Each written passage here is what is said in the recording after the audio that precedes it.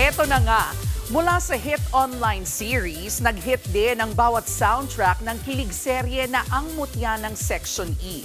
Mapapakinggan na yan ng live sa isang concert. Nasa frontline ng balitang yan, si News 5 digital producer Von Bilinario.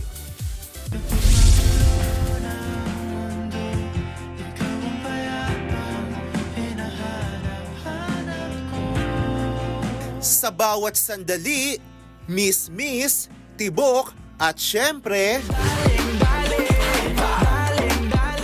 for the love of our Section E Nation, lahat ng kantang minahal ninyo sa hit series na Ang Mutya ng Section E, perform live ng OPM stars na sina Rob Daniel, Amiel Sol, Earl Agustin at GAT. Chance nyo nang i-relieve ang kilig and all the feels sa Mutya OST concert sa June 20 sa New Frontier Theater.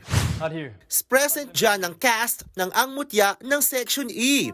And speaking of our Mutya, na-office nga si JJ matapos makipagsuntukan. Pero teka, kung ipagtatanggol ni JJ si Kiefer, bakit parang may kakaibang closeness na rin sila ni Yuri? Hala! Para walang ma-miss na subject, hindi dapat umabsent sa Ang Mutya ng Section E sa primetime premiera ng TV5 pagkatapos ng Frontline Pilipinas. Nagbabalita mula sa Frontline, Von Belinario, News 5. Mga kapatid, ito po ang inyong K-Alaman Queen, Kalad Karen. Always remember na ang K-Alaman ay K-Yamanan. Kaya para sa latest showbiz news at dagdag impormasyon, mag-follow at mag-subscribe sa social media pages ng News 5. Okay?